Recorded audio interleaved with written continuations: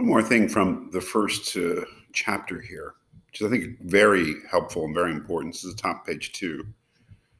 After all, what he's trying to do is to discover the origin of political authority, or what he calls here political power.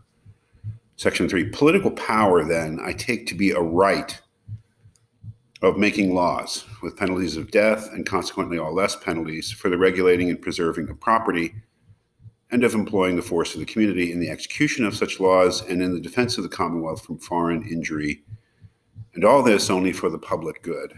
There's a lot there, but I think the most important part is the right of making laws. The prince in Machiavelli rules by force. And people only obey the prince because they fear him. But that's different from the right of making laws, the idea of sovereign authority. So what he's looking for is the origin of that authority. Where does that authority come from? What gives a person or a group of persons the right to make laws for everyone? Which is a great question. That's what he's asking about when he asks about the origin of political power. If we look at chapter 2, we see a familiar idea, the idea of the state of nature. I'm not quite sure that Hobbes used that exact expression, the state of nature, but certainly is a fair description of what he was doing. Chapter 13 of Leviathan, when he was describing the natural condition of mankind, as he called it. So let me just read a little bit of this. Chapter 2 of the state of nature. To understand political power right and derive it from its original, we must consider what state all men, and I think he would mean by that all human beings, are naturally in, and that is a state of perfect freedom. So where do we start? We start from the state of nature, and the state of nature is the state that human beings are in before we have government, before there's any legitimate authority, before there is any sovereign who has that right to make law. What is that state? He characterizes it right away as a state of perfect freedom.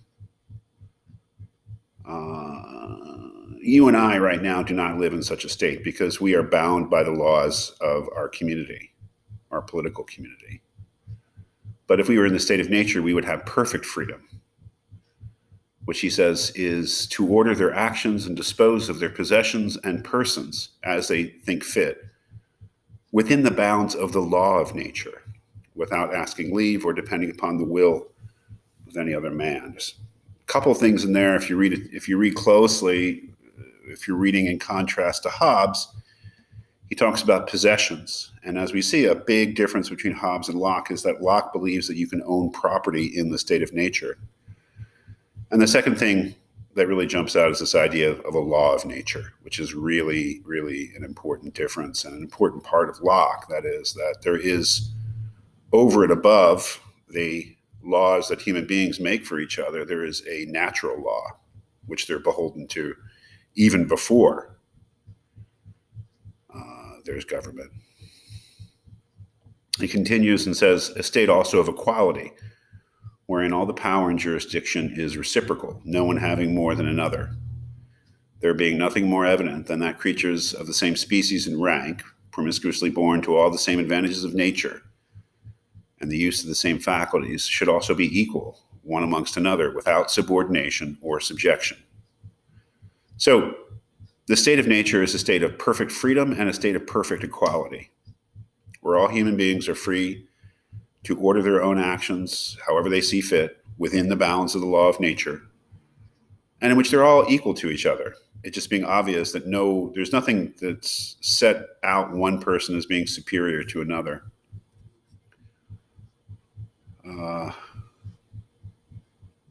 But here, as he continues, I'm skipping a little bit.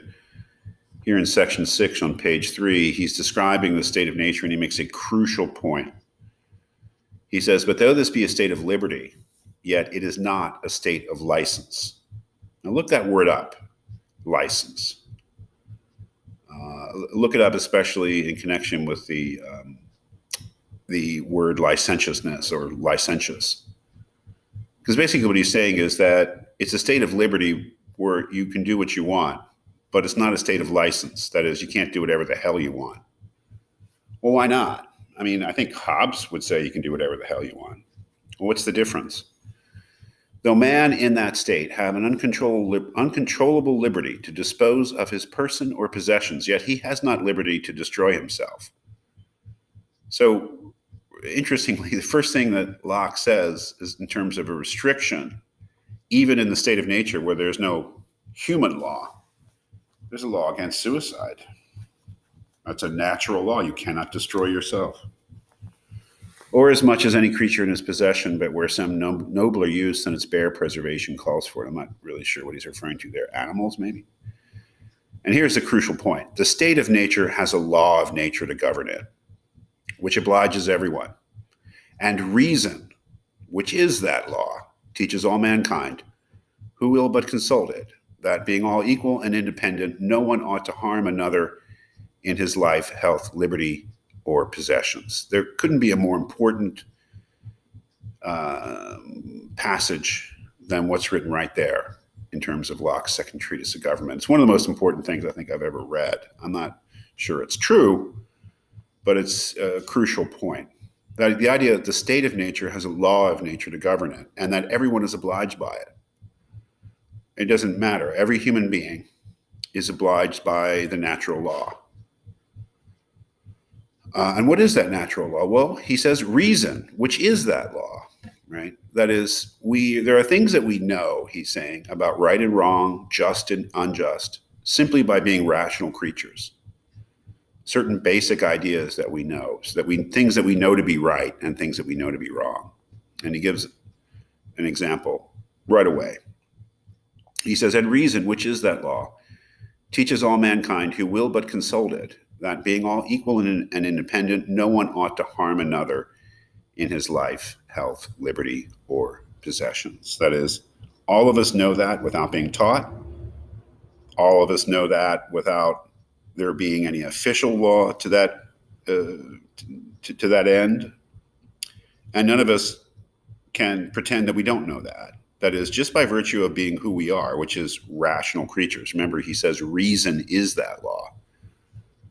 Just by virtue of being rational creatures, we know that we ought not harm another, that we should not harm another in his life.